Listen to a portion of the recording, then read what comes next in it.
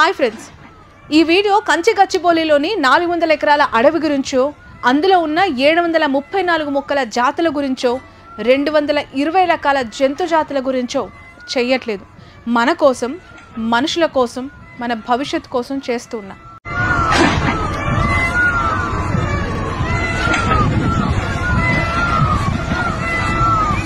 ఈ నెమళ్ళ ఆర్తనాదం విన్నారుగా? మీ మనసును తాకుతుందా? ఏం చెప్తున్నాయో అర్థమవుతుందా? ఈ విద్యార్థులు చేస్తున్న రణ నినాదం వింటున్నారా? తెగించి ఎందుకు అలా పోరాడుతున్నారో అర్థమవుతుందా?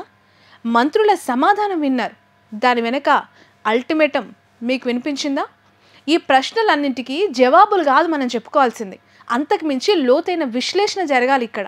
అదే ప్రయత్నం ఈ వీడియోలో నేను చేయబోతున్నా. అటు హైడ్రా, ఇటు ప్రభుత్వం, ఇలా అందరినీ సూటిగా మీ తరపున ప్రశ్నించబోతున్నా. మీరు ఈ ప్రకృతి ప్రేమికులైతే ఈ వీడియోని తప్పకుండా షేర్ చేయండి. లాస్ట్ వరకు మిస్ అవ్వకుండా చూడండి. మరిన్ని ఇంట్రెస్టింగ్ వీడియోస్ కోసం శ్రావణి జర్నలిస్ట్ ఛానల్ని సబ్స్క్రైబ్ చేయండి. మర్చిపోకండి. అభివృద్ధి ఉండాలి, కానీ అది మన అంతానికి దారి తీయకూడదు. మీరు శంకర్ డైరెక్ట్ చేసిన 2.0 సినిమా చూసే ఉంటారు. అందులో సెల్ ఫోన్ రేడియేషన్ల పేరుతో మనిషి చేసే వినాశనానికి, విధ్వంసానికి పక్షులు చనిపోతే తట్టుకోలేక అక్షయ్ కుమార్ పక్షిరాజులా వచ్చి మనుషుల్ని చంపుతాడు. ప్రస్తుత పరిస్థితులు చూస్తూ ఉంటే ఆ సినిమాలో పక్షిరాజు విలన్లా కాదు, హీరోలా కనిపిస్తాడు. హెచ్సిలో బయోడైవర్సిటీని కాపాడతాం. మన మంత్రుల నుంచి వచ్చిన ఈ డైలాగ్స్ విన్నారా? ఈరోజు అక్కడ రాక్ ఫార్మేషన్స్ కానీ, లేక్కు సంబంధించింది కానీ, ప్రసిద్ధిగాంచిన మష్రూమ్ రాక్కు సంబంధించి కానీ, అదేవిధంగా అక్కడ ఉన్న పికాక్ లేక్, వీటికి సంబంధించి ఈ న్యాచురల్ రాక్ ఫార్మేషన్స్ ఉంటాయో వాటన్నిటిని కూడా కాపాడుకోవడానికి. వావ్, చాలా మంచి స్టేట్మెంట్స్ కదా. ఇంతకీ ఎలా కాపాడుతారు సార్ ఈ బయోడైవర్సిటీని? పచ్చిగానే ఓ ప్రశ్న అడగదలుచుకున్నాం.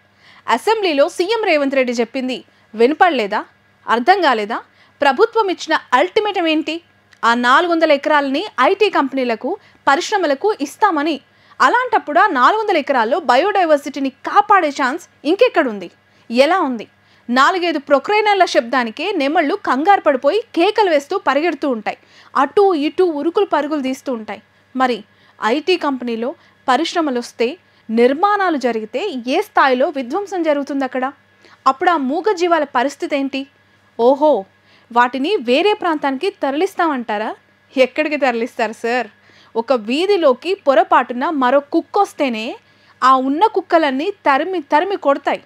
కొన్నేళ్ల క్రితం గుర్తే ఉండుంటుంది, దక్షిణాఫ్రికా నుంచి చిరుతాలను తీసుకొచ్చారు ఇండియాకి. 12 చీతాలు తెస్తే 10 చనిపోయాయి వాటిలో. ఎందుకని? అవి ఎక్కడ ఎలా పెరగాలో అలాగే పెరగనివ్వాలి. సంరక్షిస్తాం, కాపాడుతాం, జాగ్రత్తగా చూస్తామంటూ రీలొకేట్ చేస్తే ప్రాణాలకి ముప్పు. సేమ్ చీతాల పరిస్థితే ఇక్కడున్న వన్యప్రాణులకి, పక్షులకి జరుగుతుంది కూడా. మన గవర్నమెంట్ ఈ యూనివర్సిటీ విషయంలో చేసిన కొన్ని విషయాలు కనుక ఇక్కడ మాట్లాడుకుంటే, ఉగాది, రంజాన్ 4 రోజులు వరుసగా లాంగ్ వీకెండ్, కోర్టులకు కూడా సెలవులు, ఇవన్నీ ముందే గ్రహించి అర్ధరాత్రి 100 జేసీబీలతో ఈ విధ్వంసానికి ముహూర్తం పెట్టారా అన్నట్లు ఈ ప్రభుత్వ తీరు కనిపించింది. అలసిపోయి వలస వెళ్ళలేని, అలా అని అక్కడ ఉండలేని జింకలు, నెమళ్ళు, పక్షుల రోదన, నేలరాలిన వృక్షాలు. ఇది హృదయ విదారక ఘటనలు. ఈ అలజడి ఎవరి కోసం? ఇంత బీభత్సం దేనికోసం? అసలు ఈ విధ్వంసం ఎందుకు? విద్యార్థుల కోసం అంటారా, లేక యువత కోసం అంటారా? అయితే ఏ యువత కోసం ఈ ఐటీ పార్క్ కడుతున్నామని ప్రభుత్వం చెప్తుందో, ఈరోజు అదే యువత తమ ప్రాణాల్ని సైతం లెక్క చేయకుండా ఈ వినాశనాన్ని అడ్డుకుంటున్నారు.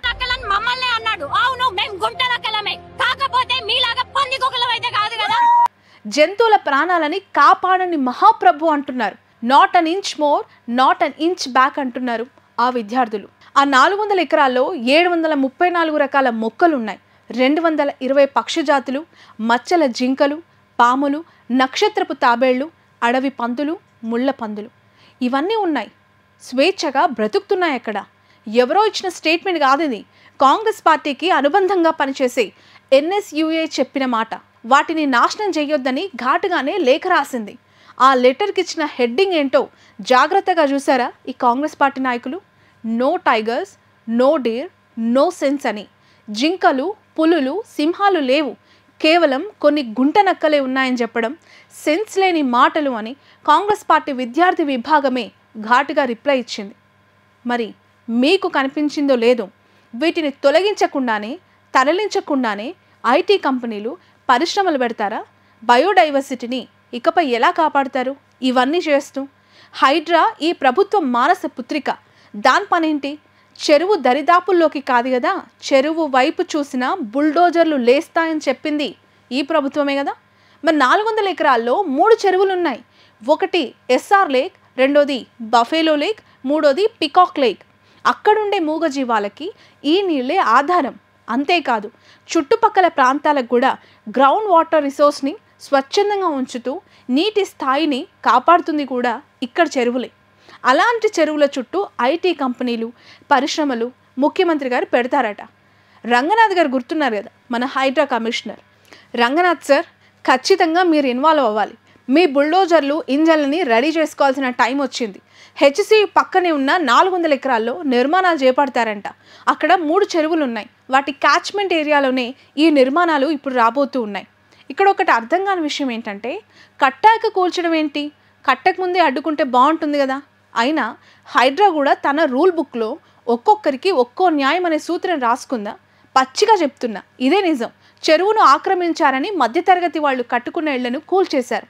అరే, ప్రభుత్వమే పర్మిషన్ ఇచ్చింది, బ్యాంకులు లోన్లు ఇచ్చాయని చెప్తున్నా నేలమట్టం చేశారు. అన్నిటి దగ్గర ఇలాంటి ఆపరేషనే చేశారంటే అబ్బే, అసలు కొందరు పెద్దోళ్ళ జోలికి హైడ్రా వెళ్ళలేదు కాదు కదా, టచ్ కూడా చేయలేదు. ఎందుకు అనంటే కాలేజీలు, అక్కడ చదువుతున్న విద్యార్థులు, వారి భవిష్యత్తు దృష్ట్యా మేము ఇలాంటి నిర్ణయం తీసుకున్నామని చెప్పి ఎవరికో కాదు, సాక్షాత్తు నా ఇంటర్వ్యూలో రంగనాథ్ గారు చెప్పిన విషయాలు ఈ వీడియోలో ఉన్నాయి, ఒకసారి చూడండి. సంకిలం చెరువు పైన నిర్మించిన ఎడ్యుకేషనల్ ఇన్స్టిట్యూట్స్ ఎంఐఎం కి సంబంధించి కూల్ చేసే చాలా మంది పిల్లలు ఉంటారు, చాలా మంది వాళ్ళ అకాడమిక్ లైఫ్ ఉంటుంది, కాలేజెస్ ఉంటారు, స్టూడెంట్స్ ఉంటారు, స్కూల్స్ ఉంటాయి. సో వాళ్ళని ఒక బిల్డింగ్ మనం ఏది డెమాలిష్ చేసి మనం ఏదో విజయ గర్వంతో ఇది ఏదో ఎఫ్టీఎల్లో మొత్తం తీసామనంటే కనుక పొరపాటు. ఆ ఎఫ్టీఎల్లో చెరువును పరిరక్షణ అందింపడటం పిల్లల అకాడమిక్ లైఫ్ని కూడా మనం జాగ్రత్తగా చూసుకోవాల్సిన అవసరం ఉంది. మరి ఓవైసీ కాలేజ్లో చదువుతుంది విద్యార్థులు వారి భవిష్యత్తు కోసం ఆలోచించి వెనక్కి తీసుకుంటే, మరి హెచ్సిలో ఉన్నది స్టూడెంట్స్ కాదా? అక్కడ ఉండేదైనా ఫిలిం స్టార్లా ఎలా కనిపిస్తున్నారు ప్రభుత్వానికి ఈ హెచ్సిలో చదువుతున్న స్టూడెంట్స్? ఓ విషయం మర్చిపోతున్నాం అందరం, అడవులను ఎవరు సృష్టించారు? ఈ సమాధానం ఎవ్వరు చెప్పలేరు. ఎందుకు అంటే తనకు తానే సృష్టించుకోబడింది కాబట్టి. మనిషి అనేవాడు ప్రకృతిని డిస్టర్బ్ చేయకపోతే చాలు, ఆటోమేటిక్గా అడవి పెరుగుతుంది అక్కడ. అమరావతిలో చూడండి, 5 ఏళ్ల పాటు జగన్ గవర్నమెంట్లో ఏం చేయకుండా వదిలేశారు దాన్ని. ఏకంగా అక్కడ అడవే వెలిసింది. ఇప్పుడు ఆ చెట్లు కొట్టేయడానికి సుమారు 30 కోట్లు ఖర్చు పెట్టాల్సి వస్తుందని అధికారులు చెప్తూ ఉన్నారు. సో జీవ వైవిధ్యాన్ని ప్రత్యేకంగా కాపాడుకోవాల్సిన అవసరం లేదు, ప్రత్యేకంగా మొక్కలు కూడా నాటక్కర్లేదు. మనిషి జస్ట్ అక్కడికి వెళ్ళకపోతే చాలు. ఒక్కటి మాత్రం నిజం, రాత్రికి రాత్రే ఎన్నైనా కట్టొచ్చు, ఎన్నైనా కూల్చొచ్చు, కానీ ప్రకృతిని ఓవర్ నైట్ సృష్టించలేం. హైదరాబాద్లో కొన్ని చోట్ల పేరుకే చెరువులు ఉన్నాయి, కానీ అక్కడ తవ్విన నీటి చుక్క కనిపించదు. అంతెందుకు, మొన్న బతుకమ్మ కుంటలో ఈ హైడ్రా ఎంతో లోతుకు తవ్వినా కూడా ఒక చుక్క నీటి పడలేదు. పైగా మన హైదరాబాద్లో నీరు ఎంత కలుషితంగా ఉన్నాయో, కనీసం ఇలాంటి స్వచ్ఛమైన లేక్స్నైనా ప్రొటెక్ట్ చేసుకోవాల్సిన అవసరం ఉంది. చుట్టూ నిర్మాణాలు జరిగితే చెరువుకే ఊపిరాడదు, ఉక్కిరి బిక్కిరి అవుతుంది. కడుపు నిండా నీళ్ళు ఇచ్చే చెరువు గుటకలేస్తూ ఎక్కిలు పట్టి చనిపోతుంది. అయినా గతంలో సీఎం రేవంత్ రెడ్డి ఏమన్నారో మర్చిపోయారనుకుంటా. ఓసారి మనమే గుర్తు చేద్దాం ఈ వీడియోలో. భవిష్యత్ తరాలకు, మన పిల్లలకు, వాళ్ళ పిల్లలకు వారసత్వంగా మనం అందించే సంపద ఈ సరస్సులు, ఈ నదులు, లేకపోతే ఈ రోజున్న ఈ చెరువులు. ఈ ప్రకృతి సంపదను మనం విధ్వంసం చేస్తే ప్రకృతి మన మీద కక్ష కడుతుంది. మన సంపద, మన ప్రకృతి మనం కాపాడుకోవాలి. అందుకే ఈ హైడ్రాన్ తెచ్చాను అని ఓపెన్గా ఆయన చెప్పిన స్టేట్మెంట్. మరి ఆ ప్రకృతి సంపదను ఎలా కూల్చాలనుకుంటున్నారు? పిల్ల కాలువలు, చెరువులను తిరిగి ఎలా రక్షించాలి అని అనుకుంటున్నారు? సీఎంగా మీరు చెప్పిన మాటలే ఇప్పుడు ఒకసారి మీకు అనువదించుకోండి ముఖ్యమంత్రి గారు. ఇప్పుడు ఎందుకని చదును చేయాలనే పేరుతో వాటిని డిస్ట్రాయ్ చేస్తూ ఉన్నారు? వాటిని ఎందుకు పూర్తి చేయాలనుకుంటున్నారు? మరొక విడ్డూరమైన విషయం ఏంటంటే హెచ్సిలో ఉన్నది ఆర్టిఫిషియల్ పాన్సెట్. ఈ విషయం ముఖ్యమంత్రి చెప్తున్నారు. 18 ఏళ్లుగా న్యాయ పోరాటమే చేస్తోంది హెచ్సియు. అందులోకి ఎవరొచ్చి కట్టి వెళ్ళారా కృత్రిమ కుంటలని? అయినా ఆర్టిఫిషియల్ పాండ్స్ అంటే అందులో మనుషులే నీళ్లు నింపాలి. మరి ప్రకృతి ఎందుకని నీళ్లు పోస్తోంది? ఆలోచించండి. ఎవరో చెప్పారని వాటినే వల్లిస్తే ప్రజలు నవ్వాపుకోలేరు. ఎండాకాలం ముదరనే లేదు, అప్పుడే వాటర్ ట్యాంకులకి గిరాకీ పెరిగిపోతుంది. హైదరాబాద్లో 1000 అడుగుల లోతు వరకు బోర్లు వేయించుకున్నా చుక్క నీరు వస్తలేదు. మోటార్ ఆన్ చేస్తే సౌండ్ వస్తుంది తప్ప నీళ్లు రావట్లేదు. గ్రౌండ్ వాటర్ పూర్తిగా అడుగంటిపోయింది హైదరాబాద్లో. ఇలాంటి చెరువులను బతికిస్తేనైనా ఎండాకాలంలో గుక్కెడు నీళ్లు పైకి వస్తాయి. నాకు ఇక్కడే పవన్ కళ్యాణ్ సినిమా ఒకటి గుర్తొస్తుంది. హెచ్సి విద్యార్థులను చూస్తూ ఉంటే ఓవైపు బాధేస్తుంది, మరోవైపు గర్వంగా కూడా ఉంది. ఎందుకంటే పవన్ కళ్యాణ్ జన్సా సినిమాలో సంజయ్ సాహులాగా హక్కుల కోసం పోరాడారు. తమ హక్కుల కోసమే కాదు, మనుషుల ప్రాణాల కోసం, పక్షుల ప్రాణాల కోసం, జంతువుల ప్రాణాల కోసం పోరాడారు. కేసులు పెడుతున్నా, ఈడ్చుకు వెళ్తున్నా వెనక్కి మాత్రం తగ్గకుండా నిల్చున్నారు. వాళ్ళు ఇదంతా చేస్తుంది ఒక వ్యక్తి మీద కోపంతోనో, ఒక పార్టీ మీద కోపంతోనే కాదు, తాము తలుచుకుంటే ఏదైనా చేయగలమనే విశ్వాసంతో.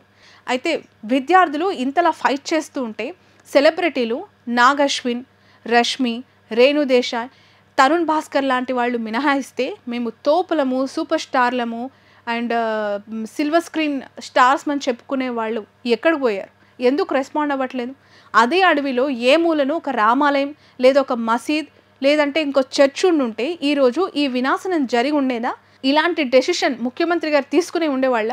ఇదంతా మౌనంగా జరిగి ఉండేదా?